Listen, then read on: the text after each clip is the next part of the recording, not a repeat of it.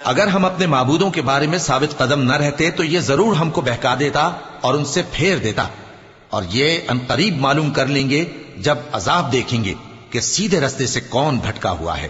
اے پیغمبر، کیا تم نے اس شخص کو دیکھا جس نے اپنی خواہش نفس کو اپنا معبود بنا رکھا ہے؟ تو کیا تم اس کے ذمہ دار ہو سکتے ہو؟ یا تم یہ خیال کرتے ہو کہ ان میں اکثر سنتے یا سمجھتے ہیں؟ نہیں، یہ تو چوپایوں کی طرح کے ہیں، بلکہ ان سے بھی گئے گزرے۔ بھلا تم نے اپنے پروردگار کی قدرت کو نہیں دیکھا کہ وہ سائے کو کس طرح دراز کر کے پھیلا دیتا ہے، اور اگر وہ چاہتا تو اس کو بے حرکت ٹھہرا رکھتا؟ پھر ہم سورج کو اس کا رہنما بنا دیتے ہیں، پھر ہم اس کو آہستہ آہستہ اپنی طرف سمیٹ لیتے ہیں۔